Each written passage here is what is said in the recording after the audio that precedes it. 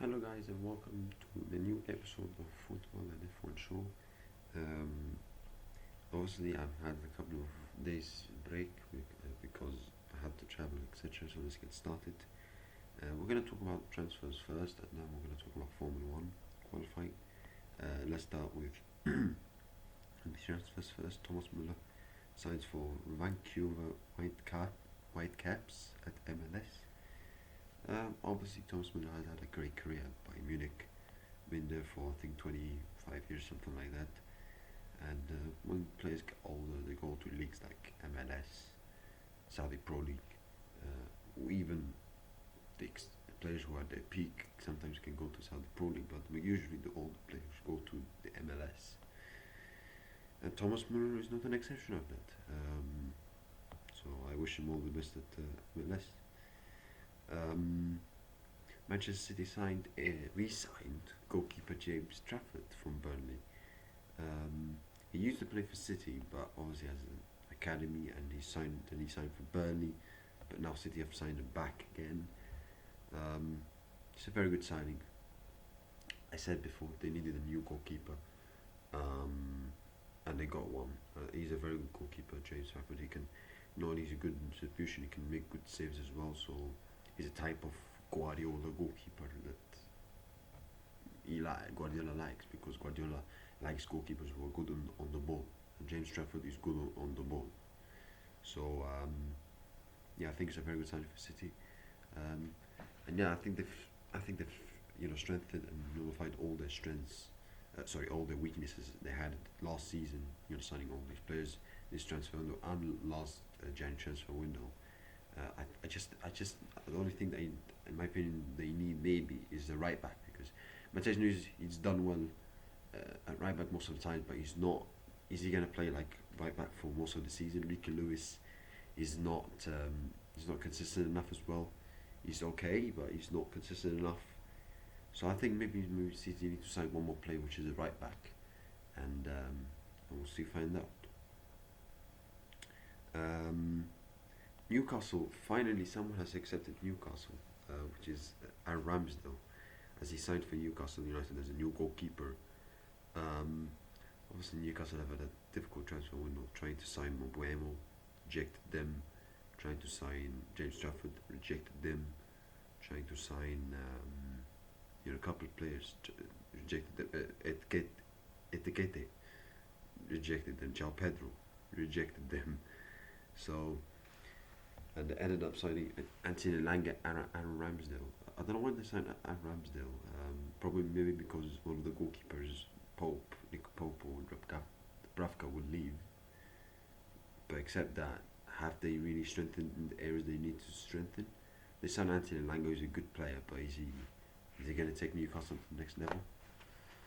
So Newcastle have not had the smoothest transfer window, and what I will also say is that this kind of situations makes me respect Manchester City more and more. And I know people say, look at me and say, what are you talking about? That's because City constantly get accused of spending a lot of money, etc., etc. But you can have all the money around the world, but if you don't spend it in the right way, if you don't approach it and spend it in the right way, you will not win big trophies. You will not challenge for the big trophies. And people say, oh, but they've got the 150 charges, etc. We don't know. They're not proven guilty. They're innocent for now. So we don't know, right?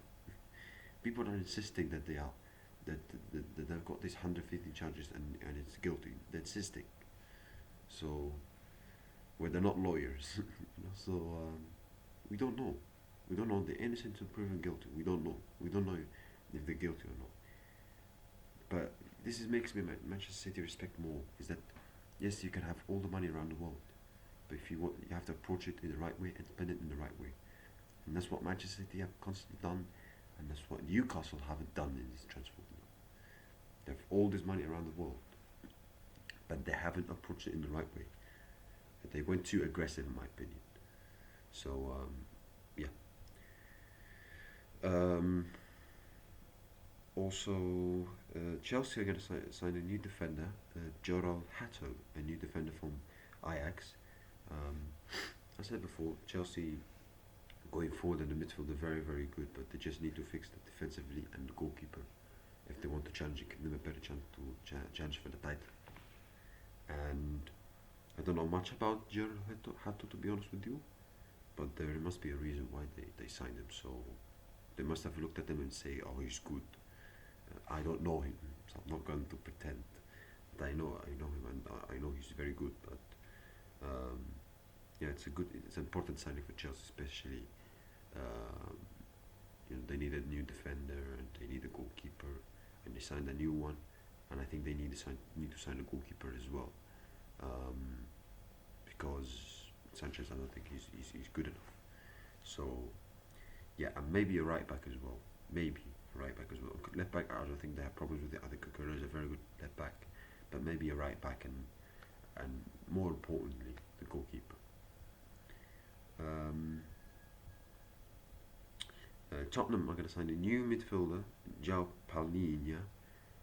There will be no league of release clause. There will be no Mr. Marinakas getting involved in that situation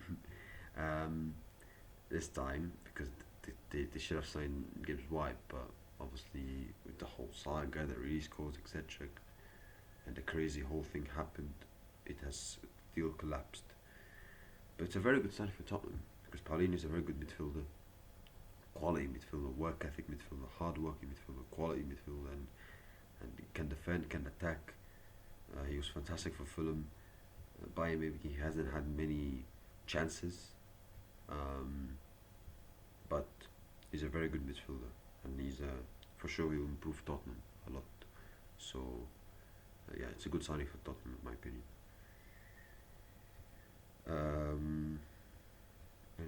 Yeah, Heung-min Son has he announced that he will leave Tottenham Hotspurs this summer.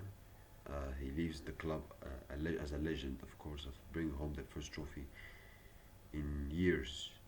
And you look at his statistics, only Mo Salah scored more than him as the all-time Premier League ranking by the most goals by wingers of the Premier League all-time ranking. Only Salah scored more goals than Son. It's almost Salah scored more. Like he's the benchmark. Salah, isn't he? But Son, like, what a career. He's getting older now, and his performance has not been. I would say the last 12 months has not been the same as it used to be in his peak. So I can understand why, and he acknowledged himself that he needed to leave, and fair play to him for that. He's not like arrogant. He's very humble, as I'm pretty sure almost all of the South Korean people, all the Japanese people, all the Chinese people, and Son is one of them. He's very humble and he's not arrogant, and he's honest to be aware that himself, like, yeah, maybe I haven't got it anymore as I used to before. And Son, I think he's 33, 34 years old, something like that. He's had a great career, fantastic. He stayed Tottenham through loyalty, through commitment, through passion. And many people question his loyalty. I remember he signed a 4-year, 5-year contract years ago, and people said, "What are you talking about? What are you doing, Son? You're retiring from winning trophies." But he stayed, and he'll be loyal to the club. And he got his chance finally of winning a trophy, and lifted the trophy for Tottenham Hotspur as he won the Europa League last season. He came close a couple of times, the Premier League, Champions League, League Cup 2021.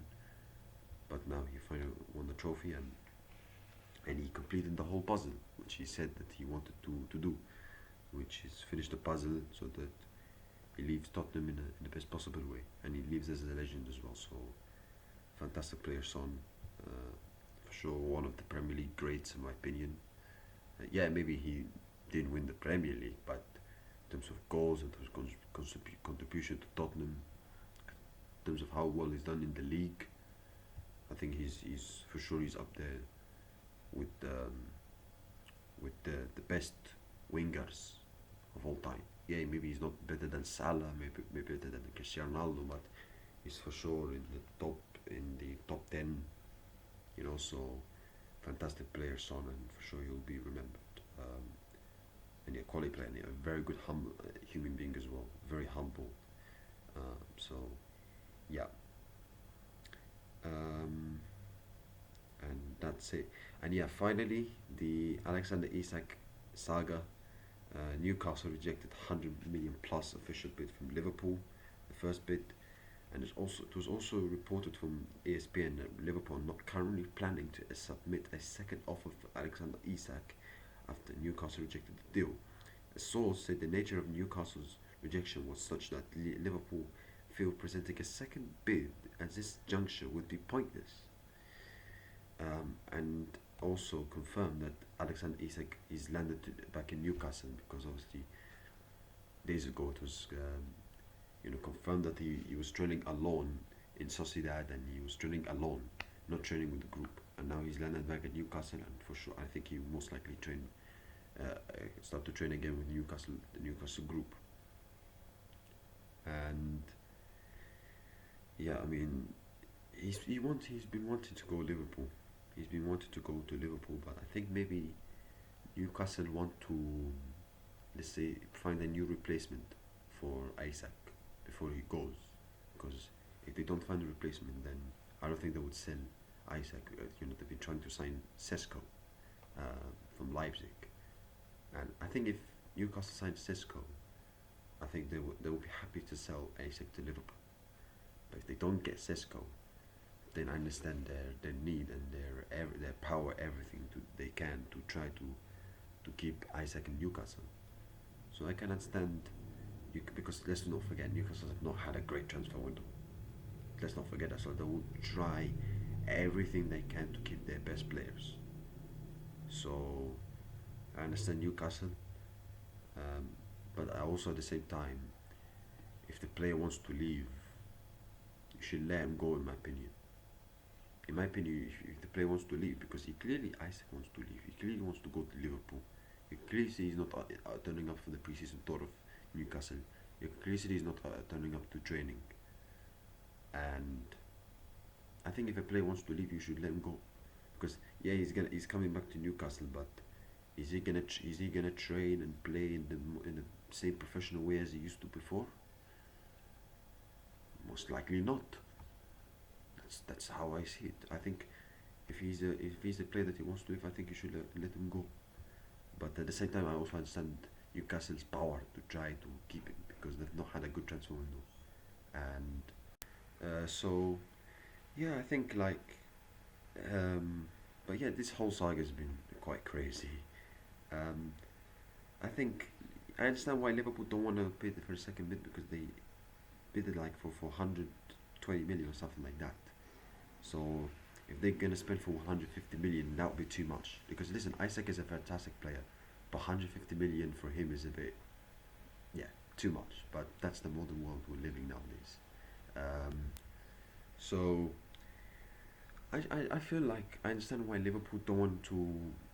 Maybe they don't want to feel that it would be pointless for them to make the second bid, because if they go for, they went for 120 million the first bid, if they went for 150 million for the second bid, Isaac is a fantastic player, don't get me wrong, but 150 million for him, come on. So yeah,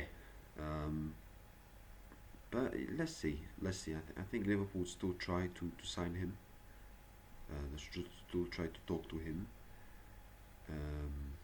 But yeah, but I think if Sesko goes to Newcastle, that will allow Isak to go to Liverpool. So that's why I think maybe Newcastle are trying to delay that whole saga of Saka as much, whole saga of Isak as much as possible. So yeah, but let's see. I think Isak is a quality player. I think if he signs for Liverpool, that would be an amazing sign for Liverpool, for sure, to make them, huge favours for the title. Let's move on to Formula 1.